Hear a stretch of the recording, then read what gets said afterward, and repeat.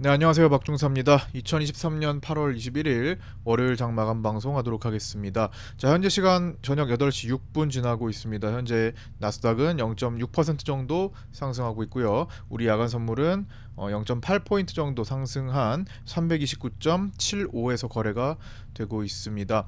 자, 오늘은 정보가 부족한 월요일 위클리 옵션 만기일이었습니다. 뭐 이제는 월요일만 되면은 정보가 없는 상태에서 옵션 만기가 진행이 되기 때문에 포지션을 강력하게 잡기는 좀 어려울 겁니다. 뭐 한동안은요. 뭐 나중에는 해법이 나오겠지만, 그래서 제가 오늘 파생반에도 언급드렸듯 비중을 하더라도 낮춰서 매매하시라. 그리고 포지션을 차라리 못 잡으면 못 잡았지 무리하지 마시라, 이런 관점에서 좀 풀어드렸습니다. 그리고 오늘 무엇보다 중요했던 것은 아침에 굉장히 빠르게 상승하는 모습을 보였잖아요. 그래서 그런 모습에 속지 않으시기를 바라는 마음에 박스권 입장을 관점을 올려드렸습니다. 제한적인 구간이라고 아침부터 말씀을 드려왔죠. 그래서 여기 331에서 332 사이, 사실 제가 보는 라인은 331.3인데 오늘 0.15는 1호 정도 오버하는 모습을 보였습니다. 그래서 거기서 이제 제한적이고, 그 다음에 밑으로도 여기 지금 보이시는 요 라인에 바깥으로 빠져나가지는 않을 것이라고 봤고요. 그 외적인 영역은 모두 개인들의 영역이라고 봤습니다. 뭐장 오후장부터는 그게 더 한 칸 내려와서 거래가 되었지만 일단 기본적으로 오늘 외국인들의 수급 자체가 플러스 상방이었죠. 선물 매수와 콜옵션 매수, 그 다음에 풋옵션 매도, 즉 파생 수급만을 보시는 분들은 오늘 수급을 보고 상승이라고 생각하기 너무 쉬운 상태였습니다. 그러나 저는 속지 않고 얘만 보면은 그냥 수급만 숫자만 보고 따라 들어가면 되죠. 그래서 여기에 있는 상세한 내용을 파악을 해서 상세한 것을 추정해서 이 안에서도 이제 분류를 하는 거죠. 이 매수의 안에는 어떤 내용들이 담겨 있을까, 누가 매수를 하는 것일까를 생각해서 오늘은 매수, 즉 상승 방향이 아니다 라고 말씀드리면서 풀어갔습니다. 결국에는 외국인들은 선물 매수와 옵션에서도 매수 방향이었지만 시장은 하락하는 모습을 보였죠. 예. 하락하더라도 제한적인 하락, 즉 저는 박스권을 말씀드렸는데 박스권으로 마감했죠. 윗골이 잘 달면서 이렇게 끝났습니다. 자, 이런 이제 개요를 마쳤고 오늘 하나씩 한번 풀어보도록 하겠습니다. 자, 일단 월요일 위클리 옵션 만기일 개인들이 콜배팅에 우세한 상태로 진행이 됐습니다. 그러면서 아침 40분 동안 상승 후 하락 전환 윗꼬리 마감으로 끝났는데요. 일단 만기에는 일단 우리가 만기의 배팅 정보가 상세하게 안 나와 있기 때문에 포지션도 없고요. 상세하게 안 나왔기 때문에 결과만 그냥 쓱 체크하고 지나갈까 합니다. 동시효과를 328.64에서 진입을 했고요. 328.84로 코스피 200이 종료되면서 0.2포인트가 올라 종가에는 사실 327.5 콜옵션과 330 풋 옵션의 싸움이었는데 거의 뭐 큰 재미 없이 끝났죠. 둘 다 콜옵션 쪽으로 뭐 0.14포인트 올라갔고 풋옵션 쪽으로 0.16포인트 떨어지면서 뭐 거의 손익분기에서 큰 차이 없이 마감하는 재미없는 종가였습니다. 물론 종가 베팅을 할 만한 상황도 아니었고 할 수도 없을 뿐더러, 그렇죠? 정보가 없으니까.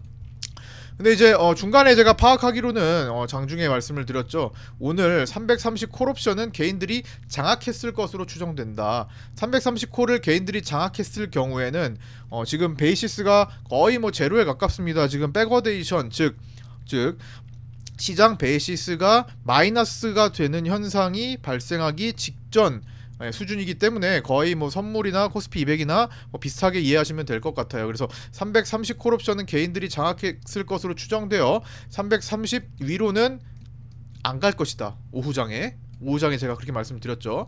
그 다음에 327.5 콜옵션까지 개인들이 우세일 것으로, 장악까지는 아니어도 우세일 것으로 추정이 되었습니다. 그래서 327.5가 이 부근이고 327.5는 여기인데 여기 위에가 이제 개인들이 우세인데 왜 우세인데 위에서 끝났냐? 그거는 개인들이 초반부터 샀던 콜옵션이 잡혔을 가능성, 그러니까 개인들이 사고 나서는 떨어졌죠. 거기 그 상태를 보시면 될 것 같고요. 그 다음에 개인들이 풋옵션 327.5를 장악했을 가능성을 높게 추정했습니다. 물론 이거는 얘와 330과 327.5는 휴지가 되었어요. 즉 327.5 부근인 요 자리 이하로는 안 떨어지겠다.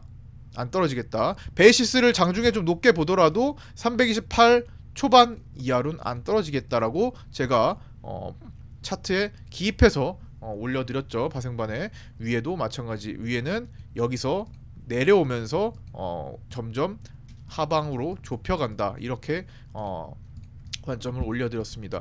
결국에는 박스 마감 윗골이 강하게 달린 음봉까지 전환은 아닌데 뭐 거의 윗꼬리를 길게 달면서 마감을 했습니다. 외국인 수급은 이제 선물 순매수에 콜옵션 매수, 풋옵션 매도였죠. 즉 수급만을 보면 아까 전에 도입 때도 말씀을 드렸지만 수급만을 보는 분들은 오늘 롱배팅하기 쉬웠어요. 그렇죠? 롱배팅하기 정말 그 롱으로 손이 나갈 확률이 아주 높은 날이었죠. 그러나 제가 여기서 돌파했다고 혹은 고가로 달린다고 롱으로 베팅하지 마시라고 말씀을 드렸죠. 롱으로 보지 않는 이유는 매수하는 세력의 디테일한 내용을 추정해봤기 때문입니다. 이 2453억의 선물 매수 속에는 크게 두 부류로 나눌 수 있습니다. A. 기존의 5조 원의 매도를 차지하고 있는 메인 세력의 환매수세. 그 다음에 B. 신규 낙폭 과대로 보면서 신규 진입을 하려고 하는 신규 매수세. 지난번에 8월 9일과 8월 11일에 이 신규 외국인 매수세가 잠깐 들어왔었죠. 그때가 요때였습니다. 그쵸? 이날과 이날이었어요. 이날 장중에 아침에 5분 빠르게 달리면서 장대 양봉 보여준 날이었죠. 이때 신규 매수세가 두 번 진입했던 때입니다. 외국인들이 달려들었어요. 기존의 매도세는 이것 봐라 어디로 올라와 하면서 눌러댔고 그들을 결국엔 뭐했죠?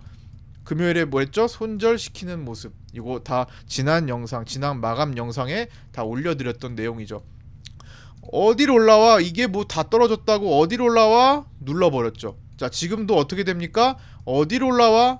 눌러버렸죠. 즉 신규 매수세가 접근을 못하게 만들어버립니다. 접근을 하더라도 유지를 못하게 만들어버립니다. 누가 힘이 세다고요?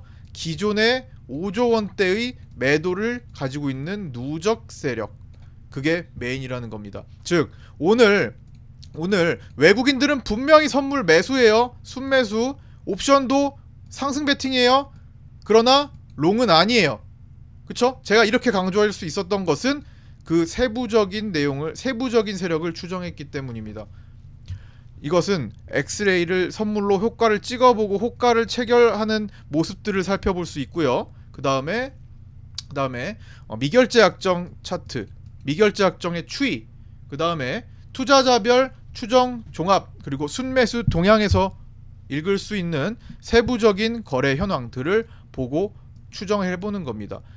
100% 정확할 수 없겠죠. 100% 정확할 수는 없습니다만 추정을 하고 내가 중요하게 여기는 걸 기준 삼아서 추정하고 그에 따라 판단하고 해석해서 가공해서 매매로 적용하면 그만인 겁니다. 오늘의 제가 그 포인트를 보고 풀어서 오늘 롱으로 접근하면 안 되겠네. 그러나 롱으로 속기 쉬운 날이네.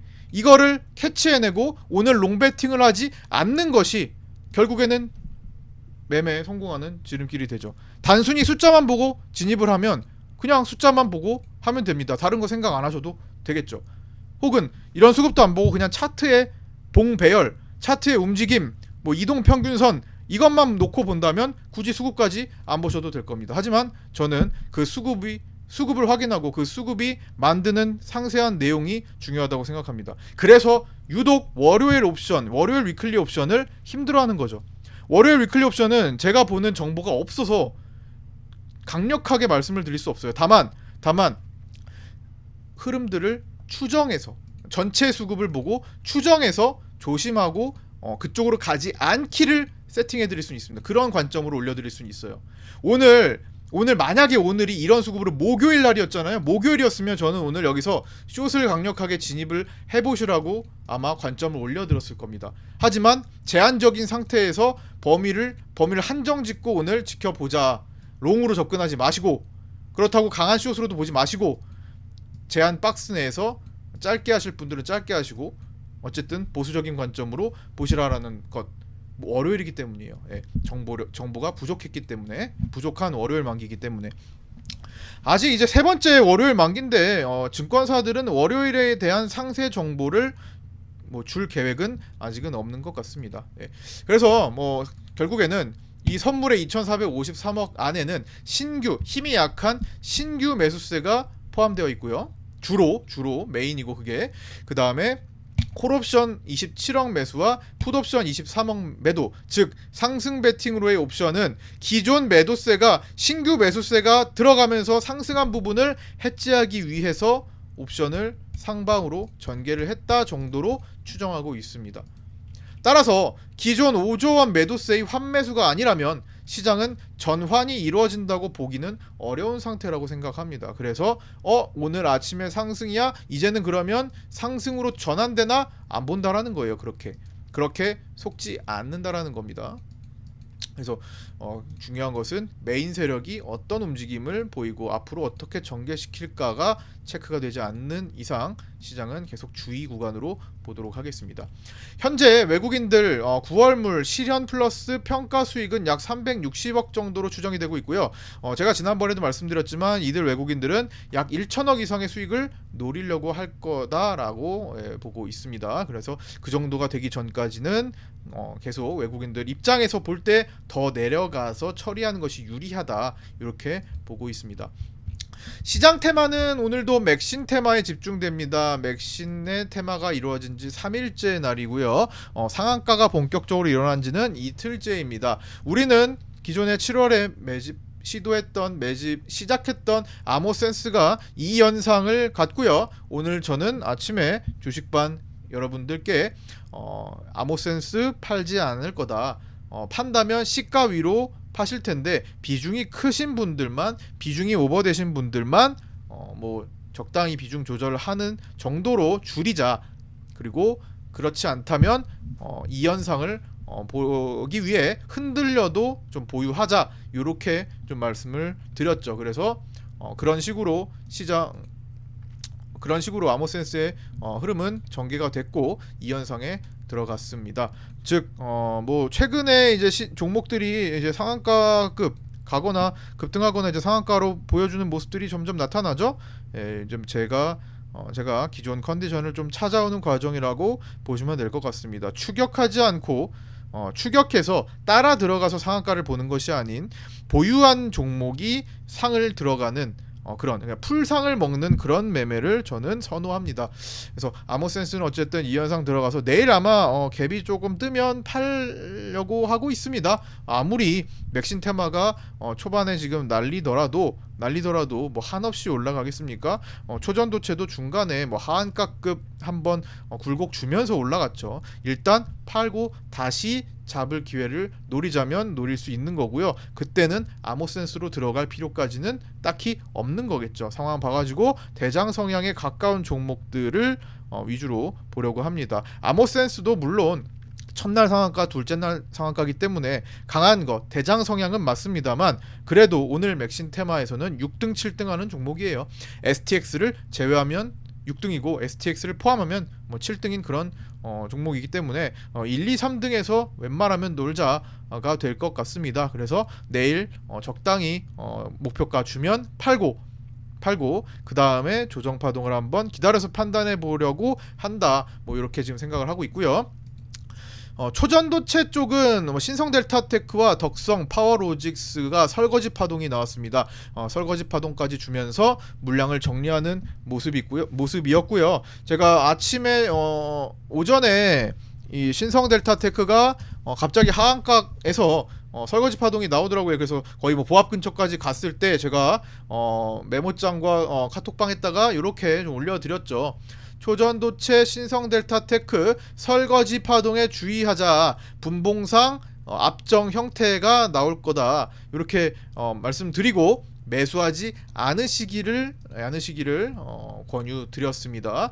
요게 설거지를 하려는 과정이기 때문에 개인들한테 급등하는 것처럼 꼬셔놓고 물량을 털기 위한 파동이기 때문에 여기에 꼬이지 마시라라고 말씀을 드렸습니다. 그리고 과거의 사례로는 대표적으로 네이처셀을 들 수 있다. 네이처셀도 지난번에 과거에 여기죠. 저만가 이후에 설거지 파동으로 압정 형태를 만드는 그런 모습을 보였다. 이런 파동이 덜어 있는데 이런 흐름이 나오고 설거지로 이거를 떠넘긴다면 다음날 저마가 가는 경우도 있습니다. 덜어 있기 때문에 절대로 여기서 꼬여서는 안 된다. 하더라도 정말 빠른 단타, 그리고 절대로 물리지 않아야 한다.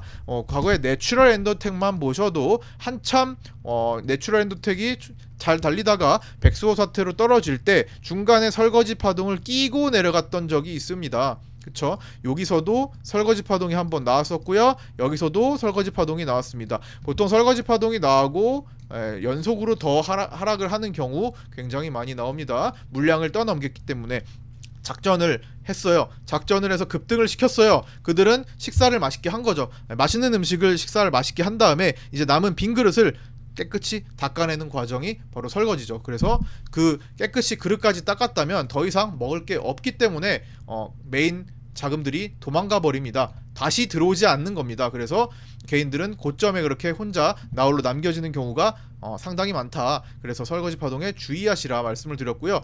그 이후에 급반등이 나온다면 그것 또한 의심해야 된다. 나머지 깨끗하게 설거지가 안 되어서 다시 깨끗하게 설거지할 때까지 흔들어둘 가능성도 있기 때문에 오히려 더 주의하셔야 된다라고 생각하시면 될 것 같습니다. 자, 미국장은 이제 8월 옵션 만기가 끝났죠. 금요일에 8월 만기가 끝나고 제동이 걸릴 만한 자리에서 걸려 들었습니다.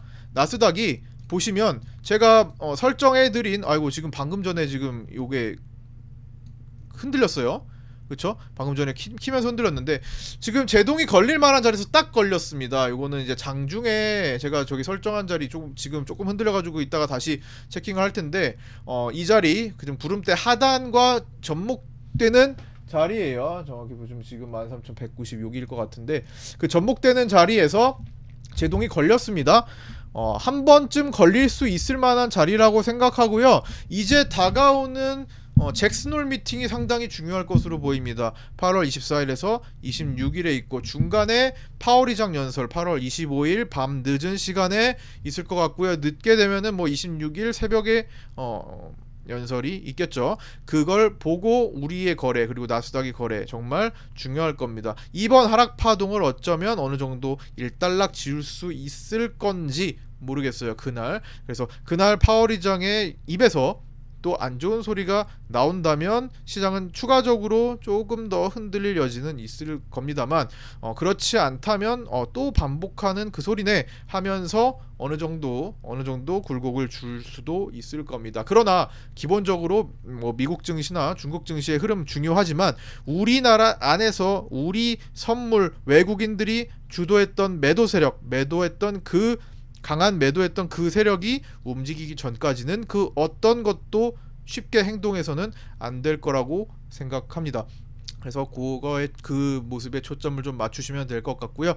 자, 오늘은 요 정도로 좀 마칠까 합니다. 나머지는 내일 방송과 내일 톡방에서 다시 한번 풀어서 이야기하는 걸로 하고요. 오늘 여기까지 마치도록 하겠습니다. 구독자 정보 공유방에 입장하셔서 같이 함께 하실 분들은 오픈톡으로 유튜브 댓글에 있는 오픈톡으로 문의 주셔서 안내받고 들어오시면 될 것 같습니다. 자, 오늘 늦은 시간까지 고생 많으셨고요. 내일 아침 8시 20분에 뵙도록 하겠습니다. 감사합니다.